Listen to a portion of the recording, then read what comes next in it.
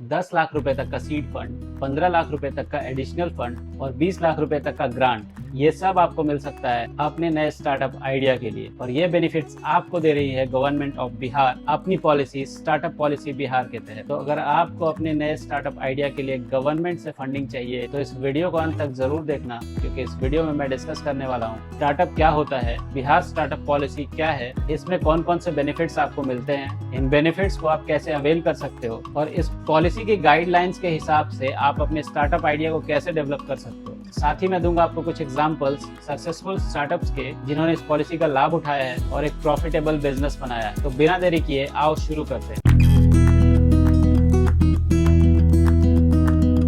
Hello दोस्तों, मेरा नाम है विकास और स्वागत करता हूं मैं आपका अपने चैनल स्टार्टअप जर्नी विद विकास। इस चैनल पे मैं बात करता हूं स्टार्टअप्स, बिजनेसेस, आइडियाज और इनोवेशंस। तो अगर आप इस चैनल पे नए हो तो इसे सब्सक्राइब कर लेना, क्योंकि मैं इस चैनल पे स्टार्टअप्स और बिजनेस से जुड़ी बहुत ही खास जानकारी लेकर आता रहता हूँ। तो चलो वीडियो को शुरू करते हैं। सबसे पहले स्टार्टअप क्या है, बहुत ही सिंपल शब्दों में मैं आपको समझाना चाहूंगा कि स्टार्टअप वो बिजनेस है जिसमें इनोवेशन का तड़का लगा होता है। ये इनोवेशन दो तरह के हो सकते हैं, बिजनेस मॉडल इनोवेशन और technical innovation. Business model innovation वो है जिसमें आप बिजनेस को करने का एक नया इनोवेटिव तरीका ढूंढ लेते हो। फॉर एग्जांपल, जोमेटो ऑलरेडी एक स्टार्टअप है जो आपके घर तक आपके सामान को, आपके खाने को डिलीवर करता है। लेकिन फिर किसी को एक आइडिया आता है कि खाने को क्विकली कैसे पहुंचाया जा सकता है। फिर एक स्टार्टअप बनता है ब्लिंकिट, 10 मिनट में आपके ऑर्डर को आपके घर तक पहुंचाने का आइडिया। ये एक बिजनेस मॉडल इनोवेशन है। टेक्निकल इनोवेशन, जब आप बिजनेस में टेक्निकल इनोवेशन को डाल देते हो, यानी नई टेक्नोलॉजी, नई तकनीक का इस्तेमाल करने लगते हो, तो उसे टेक्निकल इनोवेशन बोलते हैं। फॉर एग्जांपल, ओला,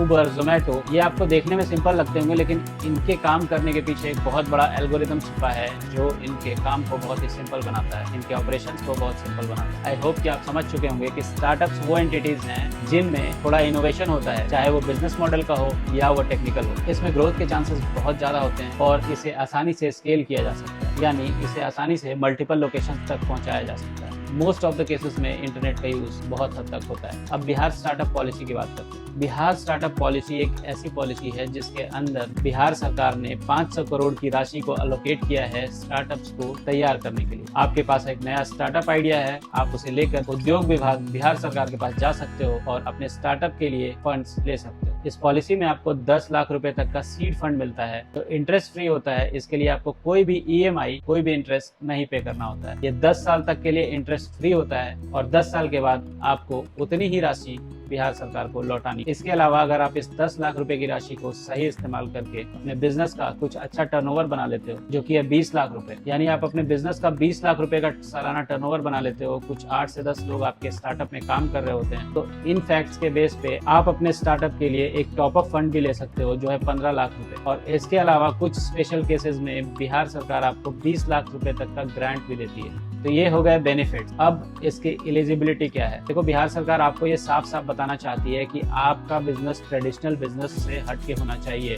ऐसा नहीं है कि आप कोई भी फैमिली बिजनेस को या एग्जिस्टिंग बिजनेस को लेकर जाओगे आपको फंड्स मिल जाएंगे। इसके लिए बहुत ही सिंपल क्राइटेरिया बिहार सरकार ने निर्धारित किए हैं, वो ये है कि आपको एक नया आइडिया, एक फ्रेश आइडिया बिहार सरकार के सामने पिच करना है। अगर आप कंपनी बना चुके हो, अपना स्टार्टअप बना चुके हो, तो वो कंपनी ज्यादा पुरानी नहीं होनी चाहिए। आपकी जो कंपनी की फॉर्मेशन है वो 7 साल या उससे ज्यादा पुरानी नहीं होनी चाहिए। अब बात करते हैं कैसे आप इन बेनिफिट्स को अवेल कर सकते हो। तो बिहार स्टार्टअप पॉलिसी का बेनिफिशियरी चुनने का एक सिंपल सा प्रोसेस startupbihar.gov.in। इस पोर्टल पर जाके सबसे पहले आपको अपने आइडिया के साथ अपने एप्लीकेशन को सबमिट करना होगा। डिपार्टमेंट ऑफ इंडस्ट्रीज या उद्योग विभाग आपके इस आइडिया की थॉरली जांच करेगा। फिर आपको एक रिटन एग्जाम के लिए बुलाया जाएगा। जब आप ये रिटन एग्जाम क्वालिफाई कर लेते हो तो आपको एक मौका दिया जाएगा अपने आइडिया को एक्सपर्ट्स पैनल के सामने पिच करने का, और आपकी पिचिंग के हिसाब से आपका फाइनल रिजल्ट डिसाइड होगा। तो इन सारे प्रोसेसेस के बाद आपको इस योजना का लाभ दे दिया जाएगा। ये 10 लाख रुपए की सीड फंड आपको 2 चरणों में दी जाएगी, पहला 4 लाख और दूसरा 6 लाख। अब आपको लग रहा होगा कि ये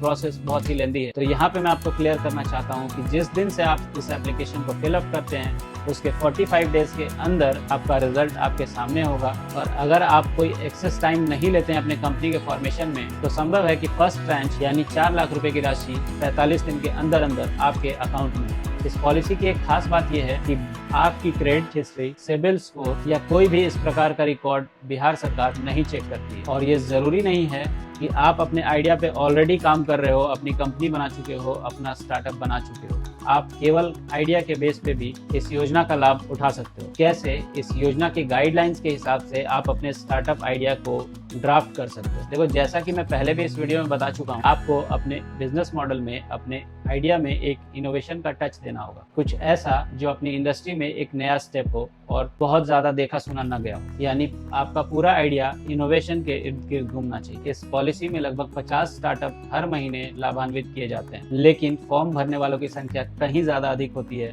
आपका आइडिया इतना सटीक जरूर होना चाहिए कि हजारों की भीड़ में स्टैंड आउट कर सके और आप अपने आइडिया को जस्टिफाई कर सको। ये आइडिया आपका किसी भी फील्ड से हो सकता है। आप एजुकेशन में अपना स्टार्टअप बना सकते हो, आप हेल्थ केयर में अपना स्टार्टअप बना सकते हो, आप एग्रीटेक में अपना स्टार्टअप बना सकते हो, या किसी भी फील्ड में जहां आप एक बड़ी प्रॉब्लम को सॉल्व कर रहे हो, वहां से आपका स्टार्टअप आइडिया निकल कर आ सकता है। क्योंकि मैं भी बिहार स्टार्टअप योजना का एक लाभार्थी हूं, मैंने अपने स्टार्टअप के लिए इस योजना का लाभ लिया हुआ है। तो मेरी एडवाइस आपको ये है, आप जिस भी फील्ड में काम कर रहे हो, उस फील्ड में कंज्यूमर के माइंडसेट से सबसे बड़ी प्रॉब्लम को आइडेंटिफाई करो, उसका सॉल्यूशन ढूंढो और बना डालो अपना नया स्टार्टअप आइडिया। अगर आपको फिर भी अपने आइडिया में कुछ रेक्टिफिकेशन चाहिए या कुछ हेल्प चाहिए तो आप कमेंट बॉक्स में बता सकते हो, मैं कोशिश करूंगा आपकी हेल्प करने की। अब बात करते हैं कुछ सक्सेसफुल एग्जांपल्स की जिन्होंने इस पॉलिसी का लाभ उठाया और बड़ा नाम किया। सबसे पहला एग्जांपल है सत्तूस।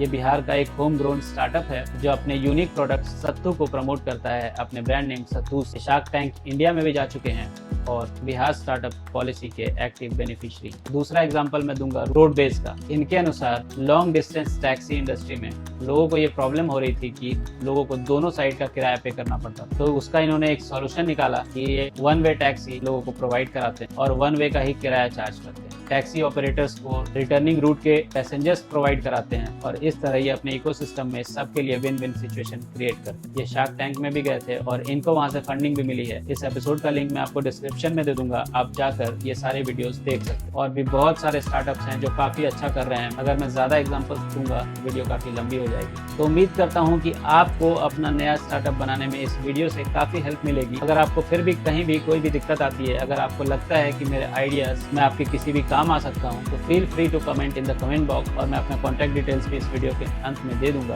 आप मुझे वहां से भी डायरेक्टली कॉन्टैक्ट कर सकते हैं। तो उम्मीद करता हूँ कि आप अपना बेहतर स्टार्टअप आइडिया लेकर इस योजना का लाभ उठा पाओगे और आपको ये वीडियो पसंद आई होगी। इस वीडियो को अपने दोस्तों के साथ शेयर करो जिनके लिए भी ये यूजफुल हो सकता है। इस चैनल को सब्सक्राइब करना मत भूलना। मिलते हैं अगले वीडियो में।